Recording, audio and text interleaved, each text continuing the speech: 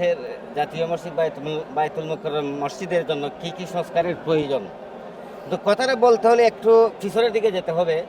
আমরা দেখেছি গত সরকার এই বাংলাদেশের জন্য শত কোটি টাকা বাজেট ঘোষণা করেছে। অবশ্যই এই জাতীয় মসজিদের জন্য বাজেট রয়েছিল, এটা আমরা সবাই জানি। কিন্তু আজ আমি 11টার দিকে দীর্ঘ বৎসর পরে মনের অনেক আবেগ দিয়ে বাইতুল মুকাররমে নামাজ পড়ার জন্য এসেছি। আমি দুপুরে 11টার দিকে আসছি, আমি মসজিদের চতুর্দিক ঘুরে ফিরে দেখলাম, বিশেষ করে আমাদের পাশে গুলিস্তান এই পাবলিক টয়লেটের মতো বাইতুল মুকাররম জাতীয় মসজিদ একটা ধিক্কার জানাই এই কথাটার সাথে সাথে জাতীয় মসজিদ বাইতুল মুকাররমের পেশাবখানা ওযুখানা এগুলো এই পাবলিক টয়লেটের মতো এই অপর্যাপ্ত অবস্থা করে রয়েছে। এই জায়গাটাতে আপনাকে একটু সংযোগ করতে চাই। বলছি কিন্তু দুঃখজনক হলেও সত্য বলে এটা তো অনেক আগেই সংস্কারের প্রয়োজন ছিল। কিন্তু আমি বর্তমান সরকারের কাছে বর্তমান যে আমাদের সরকার প্রধান রয়েছেন মানে মনের ভিতর থেকে আকুল আবেদন জানাচ্ছি যে বিশেষ করে এই বাইতুল মুকাররমের মুসল্লিয়ানে কেরামের সুবিধার্থে উত্তরে দক্ষিণে এবং চতুর্দিকে যে খোলা জায়গাটা রয়েছে সেটার ব্যবস্থা করে দেওয়া, আরামের সাথে নামাজ পড়ার ব্যবস্থা করে দেওয়া, আর বিশেষ করে পবিত্রতার জন্য এই বাইতুল মুকাররম মসজিদের পবিত্রতার জন্য আমাদের দৃষ্টি আকর্ষণকে আবারও ধর্ম মন্ত্রণালয়ের কাছে আবেদন জানাচ্ছি।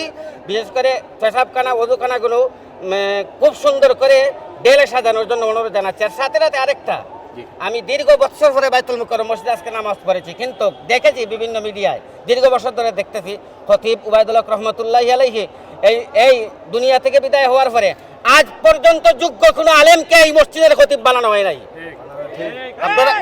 আপনারা কি বলেন? যোগ্য কোনো আলেমে দিনকে এই মসজিদের খতিব বানানো হয় নাই। 18 কোটি মুসলমানের পক্ষ থেকে দাবি জানাচ্ছি এই বাইতুল মুকাররম জাতীয় মসজিদের খতিব আবারও উবাইদুল হক রহমতুল্লাহি আলাইহির মতো যোগ্য একজন আলেমকে দেশের মুসলিম মিল্লাতের দিক নির্দেশনা দেওয়ার জন্য খতিব নিয়োগ করা হোক। এই বলে আমার কথাগুলো শেষ করছি। আসসালামু আলাইকুম ওয়া রাহমাতুল্লাহি ওয়া বারাকাতুহু। আমরা আমাদের একজন মুসল্লির কাছ থেকে আমাদের দাবি দাবাগুলো জেনেছিলাম। আমরা আরো কিছু মুসল্লি আছে, বাইতুল মুকাররম মসজিদ জাতীয় মসজিদ বাংলাদেশের মধ্যে শ্রেষ্ঠ মসজিদ। এই মসজিদের নতুন যে তত্ত্বাবধায়ক সরকার আসছেন, অন্তর্বর্তীকালীন সরকার, এই অন্তর্বর্তীকালীন সরকারের যিনি ধর্মমন্ত্রণালয়ের দায়িত্ব যিনি পেয়েছেন, ওনার কাছে আপনি একজন মুসল্লি হিসাবে কি কি সংস্কার আশা করছেন? আসসালামু আলাইকুম। আমি দীর্ঘ অনেক দিন পরে বাংলাদেশে এসেছি। আমি ছিলাম বাংলাদেশের বাইরে, কারণ বাংলাদেশে আসার পরে এখন এই বাইতুল মুকাররমে ঢোকার পরে নিচে যে আপনাদের উজুখানা এবং আমাদের বাথরুম যে আমাদের এটা এত অপরিষ্কার, এটা কল্পনার বাইরে। বাইতুল মুকাররম জাতীয় মসজিদে এইভাবে অপরিষ্কার থাকে এটা আমার জানা মতো ছিল না। কিন্তু বর্তমানে আমি যেখানে দাঁড়াই সেখানে পশ্চিম দিকে যে একটা উজুখানা করা হয়েছে, এইটা এভাবে নোংরা থাকে এটা আমরা কোনোদিনও জানি না এবং আজকে চোখে দেখলাম যে এইভাবে বাংলাদেশের রাষ্ট্রীয় সম্পদ যে এত টাকা বাজেট করার পর এগুলো যে এইভাবে নষ্ট হয়ে যাচ্ছে, এইগুলোর পিছনে কেউ দেখতেছে না, শুধু যার লয়ে সেই দেখতেছে। এই জায়গাটি একটু এখানে একজনের কাছে আমি প্রশ্ন করেছিলাম যে এই যে উজুখানাগুলো নষ্ট হয়ে আছে এগুলা কেন, উনি বললেন যে নিচে পর্যাপ্ত উজুখানা আছে, কিন্তু প্রশ্ন হচ্ছে এটা কি পরিষ্কার রাখা উচিত কিনা, যেখানে শেওলা পড়ে অবস্থা খারাপ, যে লোক আসে প্রস্রাব পায়খানা করে রাখছে ওজুর মধ্যে। এই যে বাইতুল মুকাররমে যে লোক এই বিষয়টি যদি আপনি বলেন, মুকাররমে যে লোক আসে, যে রকমের মুসল্লি আসে, তাতে নিচে যে মসজিদ কি পর্যাপ্ত না এটা কিভাবে পর্যাপ্ত? তারা তো সিরিয়াল দিয়ে দাঁড়াই থাকতে হয়, আপনি একজন দাঁড়াই থাকতে হয়, একজন সিরিয়াল দাঁড়ায়, তারপর দিকে নামাজ চলে যায়, সিরিয়াল দিয়ে দাঁড়ায় নামাজ। এই যে আমরা এটা করে রাখছি, এটা কেন করে রাখছি? এটা রাখছে ওই লোকগুলোর সামাল দেন, আদত করে মুসলিম সামাল দেন, এই জন্য করে এইটা করে এখানে টাকা শেষ করে ওরা বাজার করে খেয়ে ফেলছে, এখন এইটার পয়রা রয়েছে। পয়রার পর এটা তো কোনো কাজ হচ্ছে না। কেন কাজ হচ্ছে না? এইগুলো যারাই দুর্নীতি করছে, যারা এর সাথে জড়িত, এদেরকে বাংলার জমিনে বিচার, এমন বিচার করবে মানুষ আজ আমি না করি, আমার জন্ম যে পর্যায়ে এরাও বিচার করবে, একদিন করবি। ফেরাউনের মতো করছে, তারপর সাদ্দাম হয়েছে, এই দেশের শেখ হাসিনা হয়েছে, তারপর এরশাদ হয়েছে না। আমি দুবাই ছিলাম, মালয়েশিয়া দুবাইতে দেখেছি আমাদের বাংলাদেশের মানুষ, অজস্র মানুষ জেলখানায় পড়ে আছে। কেন পড়ে আছে? বাংলাদেশের সরকার তাদেরকে নিয়ে আসছে, তারা জেলখানায় আছে, তাদের সাজাও শেষ হয়ে গেছে, কিন্তু তারা না খাইয়ে সেখানে পড়ে আছে। তাদের বাংলাদেশ থেকে ওইভাবে তাকে হেল্প করতেছে না, তাকে পাসপোর্ট দিচ্ছে না, তাকে বাংলাদেশে আসার জন্য অথরিটি দিচ্ছে না, সে বাংলাদেশের নাগরিক নাকি এগুলো দিচ্ছে। অনেক কথা আছে, আমি নিজে দেখেছি। আমি অনেকবার দুবাই ছিলাম, মালয়েশিয়া ছিলাম। আমি একটু যদি ওজুখানা সংস্কারের ব্যাপারে বলি, আমি যদি কয়েকজন মুসল্লিকে একটু ডাকি, একটু কষ্ট করে আপনারা আসবেন, একটু দেখবেন, একটু এই বিষয়টি একটু যদি আপনারা একটু আসেন, আমাদের ক্যামেরাম্যানকে একটু বলবো আমি কয়েকজনই প্রশ্ন করেছিলাম, ওনারা বলেছেন যে পর্যাপ্ত নিচে আছে, এই জন্য আর করা প্রয়োজন নাই। একটু দেখেন যে এইটার জন্য কিন্তু একটু বাজেট ছিল, এই বাজেট থাকার পর দেখেন এই যে পানি জমে আছে, ফ্লোরগুলো ফেটে কি অবস্থা আছে। আর একটু যদি আপনি একটু আসেন, এই যে পানি সেতে অবস্থা, এবং দেখেন এই যে অবস্থাটা দেখেন, এখানে পানি জমে এখানে যাওয়ার কোনো অবস্থা নাই। এবং দেখেন পানি যে অবস্থা, এখান থেকে সবচেয়ে আরো ভয়াবহ অবস্থা হচ্ছে অজুখানাগুলো দেখেন। সম্মানিত দর্শক, আমরা এটা আপনাদেরকে দেখাতে চাই আর একটু ব্যাপার, যে একটা কলের মধ্যে দেখেন একটা জায়গার মধ্যে কোনো কল আছে কিনা, পানির ব্যবস্থা আছে কিনা। এটার জন্য কি বরাদ্দ ছিল না? এটা কি আপনারা কি মনে করেন এর জন্য বরাদ্দ ছিল না? অবশ্যই বরাদ্দ ছিল।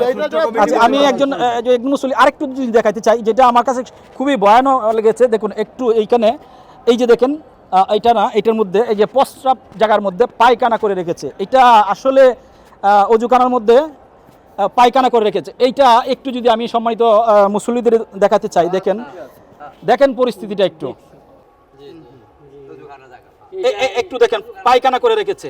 এটার জন্য কি লোক নিয়োগ করা নেই না, এটার জন্য বাজেট নেই? এই বিষয়টা সম্পর্কে আমি সম্মানিত মুসল্লিদের আপনাদের কাছ থেকে একটু জানতে চাচ্ছিলাম এই বিষয়টা সম্পর্কে। এবং এই যে দেখেন কিছুক্ষণ আগে আমরা লাইভ করার পর এটা তালা খুলে দেওয়া হয়েছে, ঠিক আছে। এটার মধ্যে কিন্তু একই পরিস্থিতি। আমি একটু আপনাদের কাছে জানতে চাচ্ছিলাম যে একটু যদি আসতেন, যে এই যে দুরবস্থা, এই দুরবস্থার জন্য মূলত কারা দায়ী, বা এটা কেন এই অজুখানা কিসের জন্য করা হয়েছিল একটু বলবেন কি? একটা এখানে মসজিদ কর্তৃপক্ষের তো দায়িত্ব আছে, তাই না? তো ওরা থাকতে এরকম নোংরা পরিবেশ কিভাবে করলো, এটাই তো আমাদের বিবেচনা করা দরকার।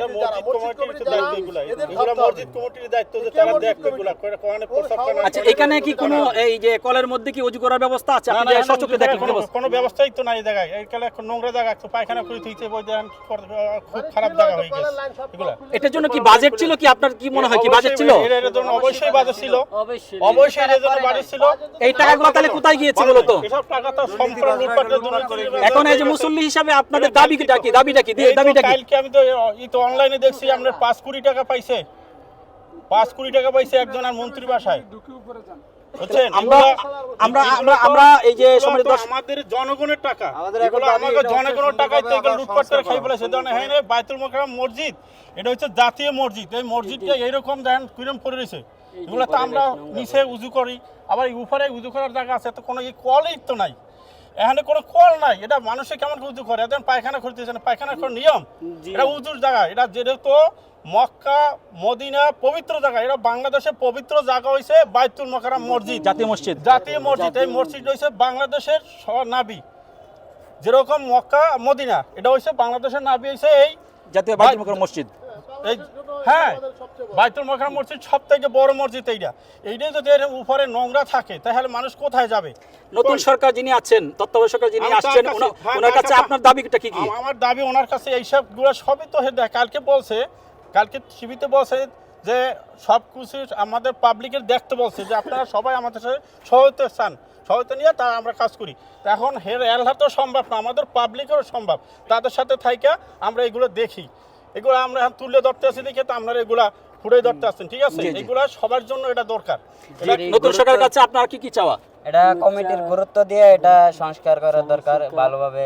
আচ্ছা, আমি একজন মুসল্লি আপনার কাছে জানতে চাচ্ছি, এই যে দুরবস্থা, এই জন্য মূলত আপনার কি চাওয়া? আপনি একজন মুসল্লি হিসাবে জাতীয় মসজিদের কি সংস্কার প্রয়োজন?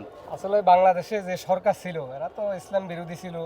আমরা দেখছি এই দেশের আলেম সমাজের উপর অনেক নির্যাতন করছে। বাংলাদেশের জাতীয় মসজিদের কি হবে এটা তো আপনারা বুঝতে পারছেন। আমি আশা করি আগামীতে যারা ক্ষমতায় আসছে বা আসবে, বাংলাদেশের জাতীয় মসজিদ অত্যন্ত পরিষ্কার পরিচ্ছন্ন থাকবে, যাতে মুসল্লিরা সুন্দরভাবে নামাজ পড়তে পারে।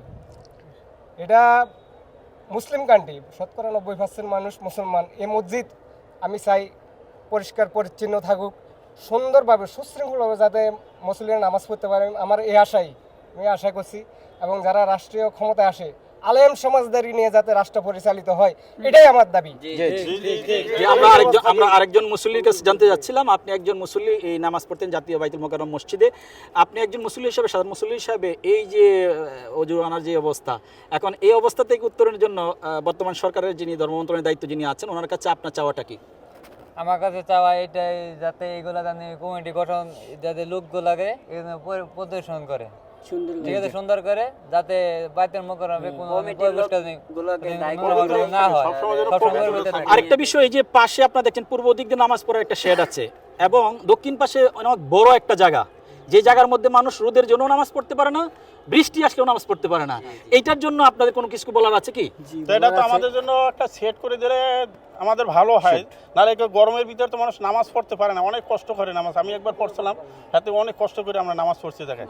পাও রাখা যায় না এখানে। পাও রাখা আমরা যায় না, আরেকজন গরমের জন্য। মুসল্লি, আপনি একটু যদি আসবেন একটু কষ্ট করে সামনে, যে আপনি একজন মুসল্লি হিসাবে জাতীয় মসজিদ বাইতুল মোকাররম, এই মসজিদের জন্য নতুন যে তত্ত্বাবধায়ক সরকার আসছে, ধর্মমন্ত্রক যিনি দায়িত্ব আছেন, ওনার কাছে আপনার চাওয়াটা কি কি কি সংস্কার করা প্রয়োজন মনে করেন? যে তত্ত্বাবধায়ক সরকার আছে উনি এই অবহেলা বাইতুল মোকাররম মসজিদ এটা তদন্ত করে ইসলামী ফাউন্ডেশন অবহেলিত একটা ফাউন্ডেশন, জি জি সঠিক। এই ফাউন্ডেশনের কারণে এই বাইতুল মোকাররম মসজিদে অনেক অপকর্ম হয়। এই মসজিদে কোনো মানুষ নিরাপত্তা থাকতে পারে না, জুতো নিয়ে পর্যন্ত মসজিদে নামাজ পড়তে পারে না, চুরি করে নিয়ে যায়। চুরি করে নিয়ে যায়, মোবাইল ছিনতাই করে নিয়ে যায়। তত্ত্বাবধায়ক সরকার এটা ভালোভাবে পরিচালনা করার জন্য যা যা করা তার দরকার করব। জি, আমরা সম্মানিত দর্শক, আমরা আমি এই মুহূর্তে আরেকজন মুসল্লি, জি আপনি একটু বলেন কি করতে যাচ্ছেন, আপনার কি কি দাবি ছিল? আমার দাবি আছে, এটা অনেক সুন্দর করে পরিবেশ রঙনাত্মক পরিবেশ সুন্দর করতে হবে। আর জানি নামাজ পড়তে পারে মানুষ, জানি ভিড় না হয়, একজনের উজুড়া করে জানি তাড়াতাড়ি করে নামাজ পড়তে পারে, তার জন্য এইগুলা ভালো। যে আরেকজন মুসল্লি আছেন, আমি আপনার কাছে জানতে চাচ্ছিলাম, কিছুক্ষণ আগে এটা তালা ছিল, আমরা এখন আসার পরে এটা আমরা লাইভ করার পরে তালা খুলে দেওয়া হয়েছে, কিন্তু এটার ভিতরে পরিস্থিতি কি এই মুহূর্তে আমরা দেখাতে চাচ্ছি না। এই যে প্রায় 100-র উপরে বসার মতো ব্যবস্থা ছিল ওজুখানার, একটা জায়গার মধ্যে কল নেই, পানি নেই। এই দুরবস্থার জন্য দায়ী কারা?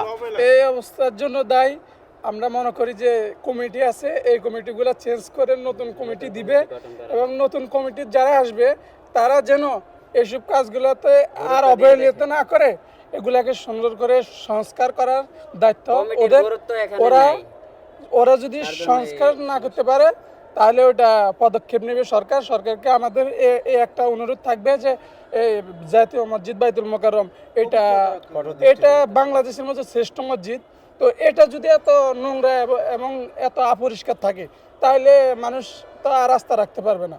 তো আমরা মাননীয় প্রধানমন্ত্রী এখন বর্তমানে যারা সরকার গঠন করেছেন তাদের কাছে আমাদের দাবি থাকবে যে এই মসজিদে যারা আসে তারা যাতে নিরাপত্তাহীনতায় বোধ করে, এবং এই যে দেখতেছেন যে এই রোদে মানুষে নামাজ পড়তে পারতেছে না, হাজার হাজার জায়গা কিন্তু মানুষে নামাজ পড়তে পারতেছে না।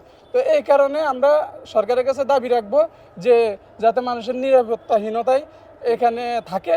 এই কারণে আমি মাননীয় সরকার মহোদয়কে অনুরোধ করছি, এবং গেছে শুক্রবারে আমার মানিব্যাগটা নিয়ে গেছে, আমি এটার জন্য দুঃখ প্রকাশ করি না, কিন্তু এখন যেহেতু আমাদের সরকার চেঞ্জ হয়েছে তো আমাদের সরকারের কাছে একটা অনুরোধ থাকবে যে নিরাপত্তাহীনতা, যে একটা সিকিউরিটি এরকম একটা কিছু করা দরকার।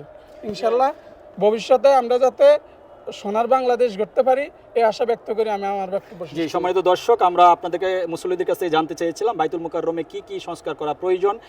অনেকেই বলেছেন বিশেষ করে এই দক্ষিণ পাশে নামাজ পড়ার জন্য একটা শেডের ব্যবস্থা করার জন্য, অনেকে বলেছেন খতিব একজন উচ্চমানের একজন আলেম হিসাবে যিনি আছেন ওনাকে খতিব হিসাবে নিয়োগ দেওয়ার জন্য, এবং অনেকে বলেছেন বিশেষ করে অজুখানা সংস্কার করার জন্য, যেটা সম্পর্কে আপনাদেরকে দেখিয়েছিলাম যে এই যে 100-র মতো অজুখানা আছে যেখানে অজু করার মতো কোনো পরিবেশ নেই, প্রস্রাব পায়খানা মানে খুব বিশ্রী অবস্থার মধ্যে আছে। এখানে অনেকে বলেছেন অজুখানাগুলো সংস্কার করার জন্য, অনেকে বলেছেন যে সিকিউরিটির ব্যবস্থা করার জন্য, বিশেষ করে সিসি ক্যামেরা যেন দেওয়া হয় যাতে এই যে দুষ্কৃতিকারীরা মোবাইল চুরি করে নিয়ে যায়, মানিব্যাগ চুরি করে নিয়ে যায়, সেই বিষয়গুলোর জন্য কর্তৃপক্ষ যেন দৃষ্টি দেন। আমরা সর্বশেষ একটা বিষয় এই অজুখানার ভিতরের অবস্থাটি একটু দেখি, আমরা আমাদের আজকের এই প্রোগ্রামটা শেষ করতে যাচ্ছি।